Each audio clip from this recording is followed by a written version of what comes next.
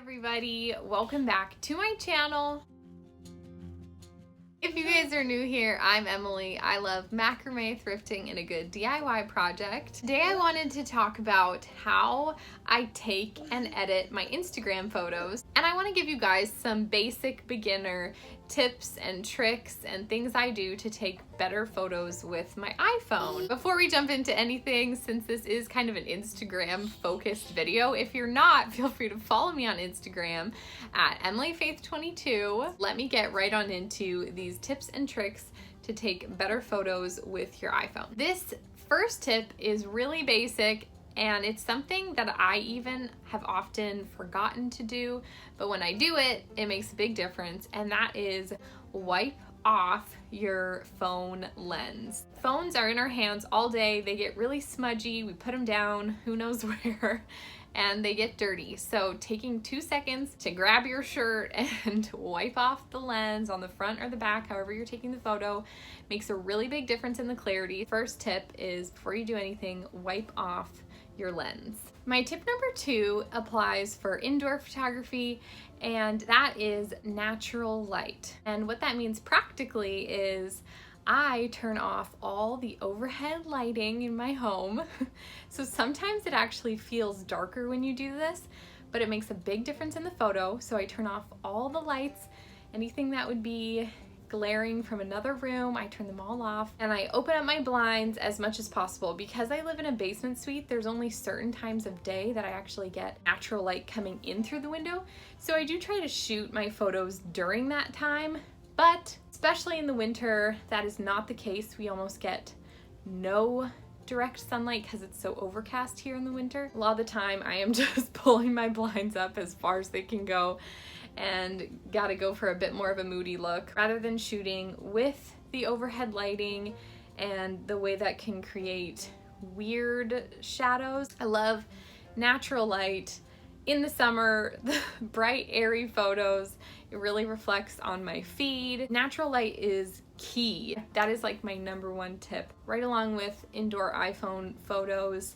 One thing I really love to do, other than turn out the lights, get that natural light in the house, is clear away some of the things that might be in the photo and that just kind of hinder the photo if it's not adding to it. There's definitely times to capture those fully natural, wonderful moments that happen in life. They're special memories, and that is not necessarily what I'm referencing here. But there's definitely times my son, my husband, they're snuggling on the couch watching a show. It takes me all of 30 seconds to maybe move the 4 items on the shelf behind them, pick up the blanket on the ground or the sock on the ground, and then snap the photo. And that in itself just creates a much cleaner, nicer photo. Or of course, I clear off my dining table before I take a photo of my dining table. Take those 10 seconds, clean up whatever is in the shot, whatever's in the viewfinder, make it nice and clean, empty out a bit of that clutter, and then take the picture. This next tip applies to taking photos outside. Now, this is a tip that I go by, but let me say there are a lot of Instagrammers who do not do this, but I would say that if they do not do this, that they are like skilled photographers. I would say if you're not a skilled photographer, then maybe just stay away from this. And that is, don't shoot outdoor photos in direct sunlight. 90% of the time, I shoot in the shade. I will find a wall that's in the shade, not in the sun. The light is gonna be way more even. There might even be reflecting light from the sun bouncing up, which you're not gonna have harsh shadows. You're not gonna have uneven skin tones. Everybody do everybody a favor and go stand in the shade instead of putting yourself in direct sunlight. Why is that a thing?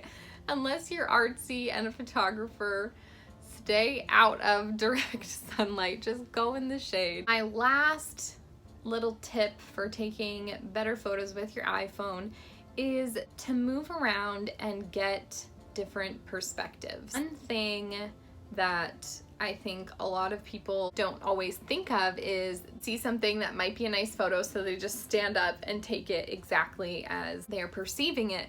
When in reality, a lot of times, if you squat down, maybe just get a little bit lower on the perspective of the object or straight on with the subject, just move around. Does this look best from up top? Does this look best from the side, this side? What looks better? What angle is going to be the best angle for me to take this photo from, instead of maybe just, oh, let me quickly just stand right here and take the photo. One really simple example is when I take a photo of Olin. Obviously, I'm taller than Olin. Most of my photos of him could just be like me looking technically down at Olin, but I think it makes a big difference when I get on Olin's level and take a photo from his height. Just that simple difference of getting down creates a much nicer portrait of Olin. Find different perspectives, find different ways to shoot things, just try, then look through them and pick out which one is best. Those are my beginner tips and tricks for taking better photos with your iPhone. Now I want to show you guys how I edit all of my iPhone photos for my Instagram. To preface this by saying there are so many ways to edit photos. This is my personal style and my personal preference of editing. So if you don't like the way I edit my photos, that is 100% okay. Let's jump on my phone, go into the Lightroom mobile app where I edit all of my iPhone photos. Let me chat about what I do. The first thing I do is open up my Lightroom app. This is a free app, and I'm going to go into my YouTube video photos I have ready for you guys.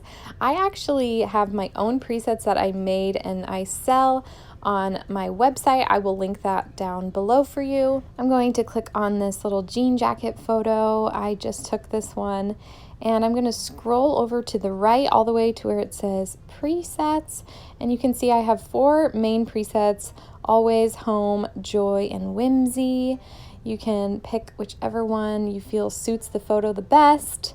I'm going to go ahead and pick Always.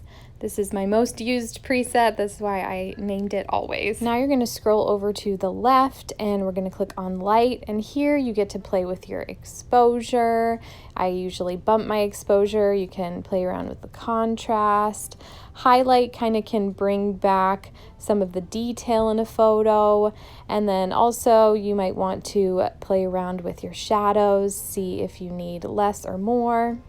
You also have your whites and blacks. I might bring my whites down a little bit, and I'm going to leave my blacks. And because I kind of made the photo a bit darker, I went back up to my exposure, brightened it up a smidge. Now I'm heading over to color. Here you can warm up a photo if it's feeling too blue, or obviously you can cool off a photo. You can also play with the greens and magentas there, just trying to get the right white balance. And that's all I'm going to do to the photo. My preset did most of the work, and the rest was really small minor adjustments, and they weren't even necessary. We're gonna head on over to my little living room photo I have for you guys. You can see I have the windows open, there's some light coming in. I'm scrolling through my presets here, trying to pick which one I like best. Usually I would use Home for this type of photo, but I've really been loving my Whimsy preset, so I'm going with that one. Now for this photo, I'm going to scroll all the way to the left where it says crop, and I like to always make sure that my pictures are perfectly straight. This one was basically perfectly straight, but I wanted to let you guys know this is something I do, especially if there's a horizon line, walls. I try to get them perfect. Now the rest is just going to be those minor adjustments. You can go back into light, bump my exposure. I really love a bright photo, so I'm always brightening them. Play around with the contrast.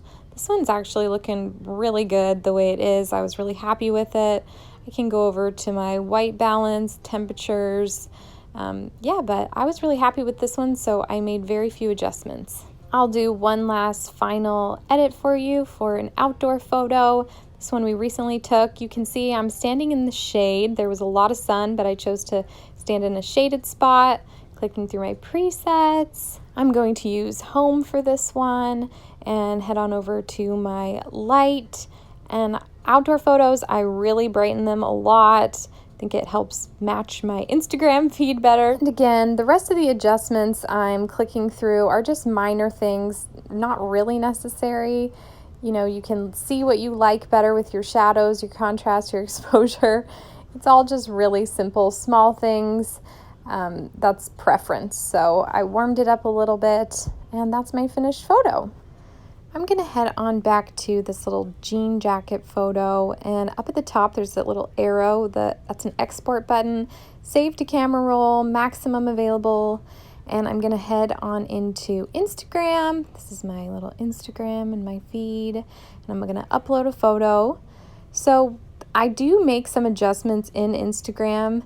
I like to brighten my photos again, because I'm crazy and I like my photos really bright. I'll also play around with the contrast. One thing I love is the Instagram warmth tool. I love the tone that it adds, so I usually warm up my photos and sharpen them a smidge because I have an older iPhone. Sometimes I go over to the highlights and turn those down because the whites can get a bit blown out when I brighten my photos so much, so I'll turn that down. I didn't for this photo, but I often use that adjustment tool to make sure everything's perfectly straight and lined up. It is done and ready to be posted, and that is how I edit my Instagram photos. I hope you enjoyed today's video. I hope you found it helpful. Some really simple things you can do to take better photos with your phone. Maybe you learned something about editing tools. I hope that this video was helpful for you. If it was, and you liked it, feel free to give it a thumbs up. As always, you guys can subscribe for more of my everyday life. Again, you can follow me on Instagram at EmilyFaith22. If you know someone else who might benefit from this video or find it enjoyable, feel free to share it. That always helps me out a ton. I hope you guys have a great day, and I will see you next time. Bye!